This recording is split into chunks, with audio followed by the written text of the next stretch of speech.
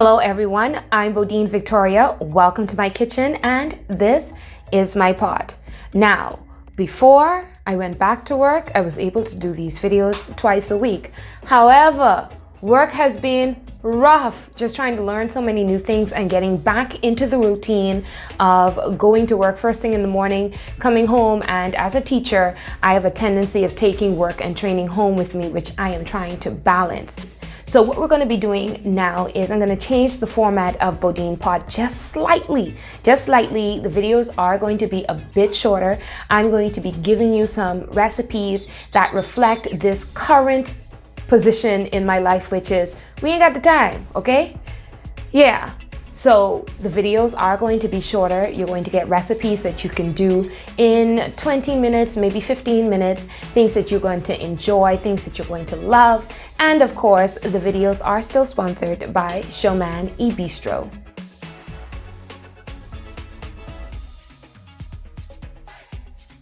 Showman eBistro is a weekly meal kit delivery service that gives you the experience of traveling the world with your taste buds.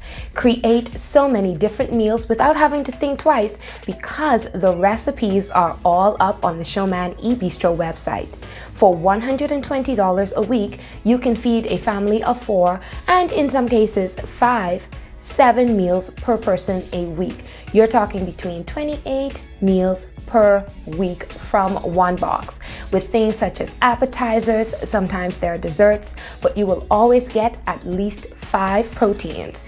Some carbohydrates, you're going to get some beans or lentils or, pulses, grains, things like that. Specialty items, obviously produce sourced from Bahamian farmers, and so many more sauces, spices, and those little international things that make cooking so special. Go to the Showman eBistro website for more information and be sure to support another family in need by making a donation through the donation tab.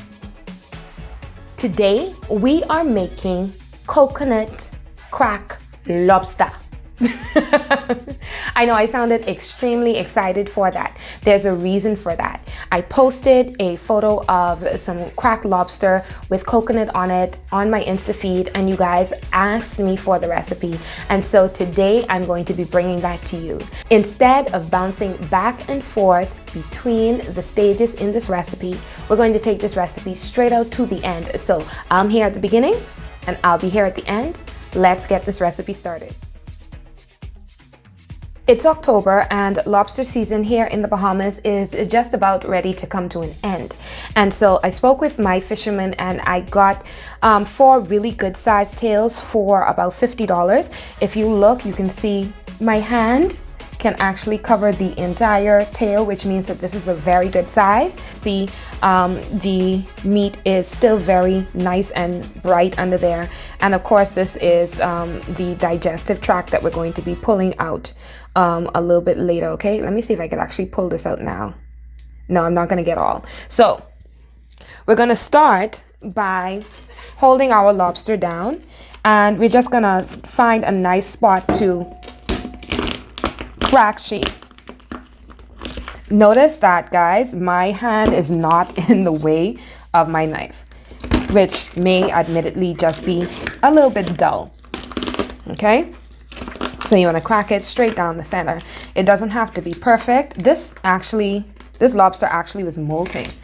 And I can tell that because of this hardened shell under the shell. So this was going to be the new skin and this is going to be the old shell because they do molt as they get larger. Okay? So, biology. Okay, so we have opened up our lobster. I'm going to open it up just a little bit more. And we are going to take out this same digestive tract right here. So a little bit more of it right here in the end of the tail. So we're going to pull all of our lobster out. We ain't leaving none in here. Now that we have our lobster meat, we're going to cut it into what I would consider to be bite-sized sections. These would be more like bite-sized sections, okay? Trust me, these pieces are going to be nice and big and thick. So you see these? About this size is good. It's almost like a lobster nugget size. Now that we are done deshelling and cutting up our lobster into portions, it's time to season it, okay? We're not going to do anything crazy because I find that the taste of the lobster meat is so much better when you keep it simple. So I'm just going to use some Ignite gold pepper flakes to give it just a little bit of spice. We don't need a lot. We're also going to add a bit of Old Bay seasoning, and this came inside my Showman e-bistro kit. So this is about a half a tablespoon of Old Bay seasoning. Again, we're going to keep it very, very, very simple. All right, and now I am just going to put half a lemon. I have no lime, so half a lemon. And I'm gonna do this just like this. Gonna mix it up. We're gonna massage it into our lobster. I actually want to separate this a little bit, so I'm going to tear this apart because this is going to be one huge lobster bite, and I feel like I just wanted to do that. Now, Showman e-bistro in our southern kit gave us an entire container of heavy cream, okay? I'm so happy for this because you can do so much with it. It is perfect for marinating things like chicken, your lobster bites, things that you want to have a very, very kind of crispy but also very tender experience. So we're just heavy cream inside here. And now we're going to put about a capful of white vinegar because we want buttermilk.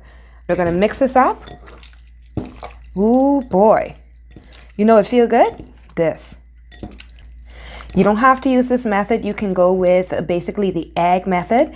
But because we're going to be putting coconut on it, I wanted to do something that would just keep this nice and juicy. All right. We're going to cover it and refrigerate it for about an hour. And when we come back, we're going to be ready to fry. Now that our crawfish has marinated for about an hour, it's looking so nice and creamy and delicious. It's time for us to prep this to get into the pot. Now, I want you to know that I'm not going to over-season the flour. It's easier for you to add salt than it is for you to take it away. And with recipes like this, when you fry out the meat or whatever it is that you're frying, the seasoning seeps into the oil and it can make your food salty, especially during or for the last batch. So we're going to take about half a tablespoon of onion powder, put that in there. And now I'm just going to pinch just a little bit of salt, just a little bit of salt, okay, into our flour. And just going to mix this up. My hands are going to get dirty anyhow. So in our Showman box, we got the flour and we got the egg. And like I said, we got the buttermilk or the heavy cream that we're using for this recipe. So here's what you want to do, okay? What I like is that the milk has absorbed into the crawfish. So you can see that it is nice and creamy. We're putting the flour on it, you know, just so that we can get a little bit of a kind of crunchiness to it. And now we're going to dredge it in the egg very quickly. Allow the excess to drain off. And we're going to coat it in our coconut pieces, just like this. Listen to me carefully, okay? The coconut is going to be sweet. So you're going to have like the sweetness and the softness and just tender deliciousness. And you're going to do this for all of your lobster pieces. Let's go focus. We have our oil in the pot. Our pot is deep enough to allow for the crawfish to kind of float at the top when it has enough air in it. And we're watching for the bubbles. I have a chopstick. It's a trick that I recently learned for those of us who don't have a thermometer. We'll know that the oil is hot enough when we see that there are a bunch of rapid little bubbles forming around there. So our oil is indeed hot enough, okay? Now, I'm going to reduce the heat just a little bit because I know better. And we're going to take our crawfish. See that? Into the oil it goes. That's what we want to see. If the oil starts to splatter and pop into your face, it is too hot. You're going to need to step away after you reduce the heat of the stove.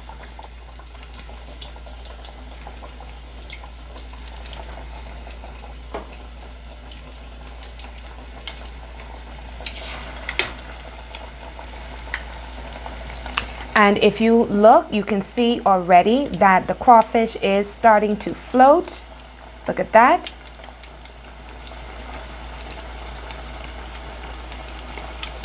Gonna turn it over.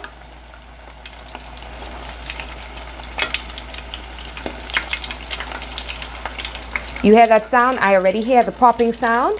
And because the sugar is on the coconut, you're going to get these little brown spots. So you're going to have to remove them as you see them as far as possible, okay?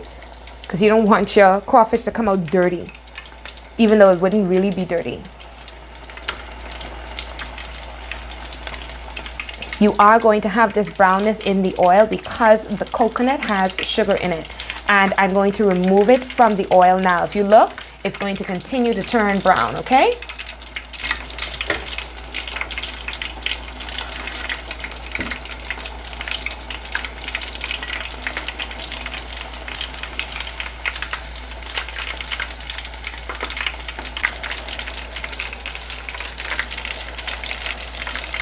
What I want you guys to see. I don't want you to get discouraged because you see at the bottom you have all of this coconut. This is what happens. The coconut is not going to fully stay on the crawfish. So don't be discouraged when you see that. And that is the reason why your pan has to have enough oil for the crawfish to kind of float to the top, even with the coconut on it, so that you don't have the burnt pieces of coconut that have gone to the bottom of the oil in your crawfish. So now it's time to plate and serve. And there you have it, ladies and gentlemen, the perfect meal. You have the delicious sweetness of the coconut on the crawfish, which is not overseasoned by any stretch of the imagination. I'm talking about something that is so light, so delicious, not stringy, not chewy. Say goodbye to chewy crawfish, okay? Something that is perfectly balanced in taste and in texture. The crunchiness of the coconut, the soft sweetness of both the coconut and the crawfish. I want to say thank you so much to our sponsor, Showman eBistro, for doing an amazing job with challenging me every single week with their meal kits. We're talking about I'm learning new methods, new techniques, and I don't really have to think because the recipes are up on the site. But of course, you know, the Bahamian and me ain't gonna let nobody tell me how to cook nothing. All right, I also want to say thank you guys so much for showing so much love to the crab and bao recipe, the crab and dough recipe from last week. I mean, I did not expect that type of response from Facebook to Instagram, and of course here on YouTube, where we're pushing 1,000 views on that video in less than a week. And so I want to say thank you so much to all of our new subscribers, and again, my sponsor, Showman eBistro. Also, if you are looking for the perfect accompaniment to this, you want to get your fish fry feel on, you know, you want to lounge at home in your backyard having a good time, you want to be a little bit of crawfish bougie, Loft Bear has the perfect accompaniment called Sky Full of Stars. This is the perfect accompaniment for coconut cracked crawfish. All right, you have the sweetness of the coconut, you have the smoothness of the Loft Bear Vodka, and you have the creaminess of the sweet cream. I'm telling you, you are going to love this combination.